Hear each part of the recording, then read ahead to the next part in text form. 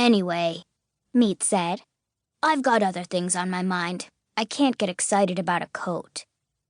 Herculeah looked at him. She noticed his expression. She came over at once and sat beside him on the sofa. She turned her face toward his. You listened about my coat, and now it's my turn to listen. You have my complete attention, she said. What is on your mind?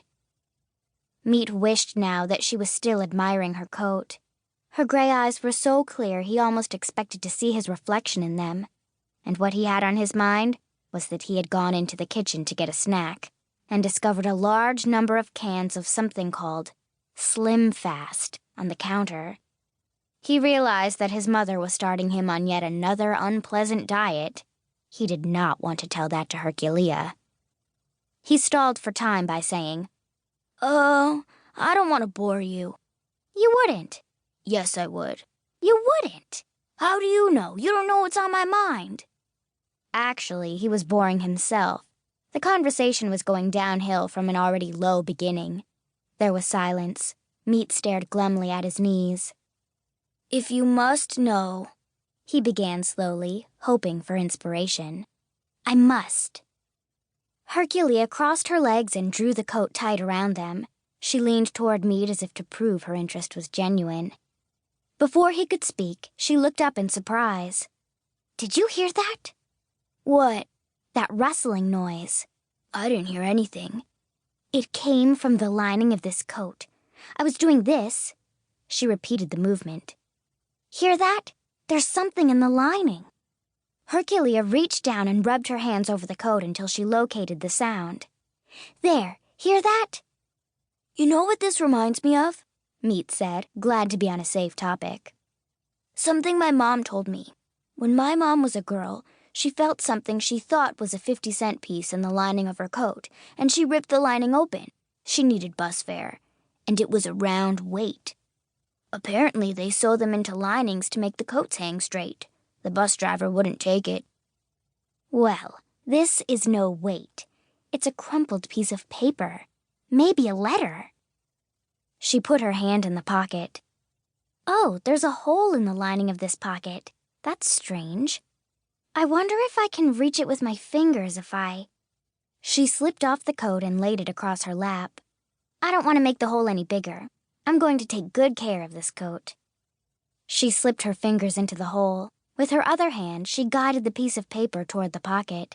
Her fingers scissored around it. I've got it! I've got it! She pulled out the paper and ironed it smooth with her hands. I don't know why you're so excited, Meat said. It's just a piece of paper, probably a receipt. I don't either. I can't explain it. It's just that I feel a kinship for whoever owned this coat. There's something that calls me. Herculeah looked at the paper. She gave a sigh of disappointment. What is it? Oh, it's just a page from an address book. There's some scribbling on it. The writing's so little and cramped I can hardly make it out. It's probably a grocery list. A pound of pork chops, a pound of potatoes, a chocolate cake. Meat realized he was making a wishful shopping list for his own supper. I need more light. Meat was glad to be of help. He clicked on the lamp behind the sofa. Herculeah read the words to herself and drew in a breath. Her face grew pale. What is it? Meat asked. She didn't answer. She felt a chill. She leaned her head back against the sofa and closed her eyes. She took a deep breath to calm herself. What is it? Don't do this to me. You know I can't stand not knowing what's wrong. Herculeah did not answer for a moment. She couldn't. She felt as if a hand had gripped her throat. The sensation was so real that she lifted her own hand to her neck.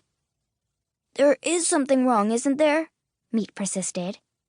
At least tell me that much. You can still nod your head, can't you?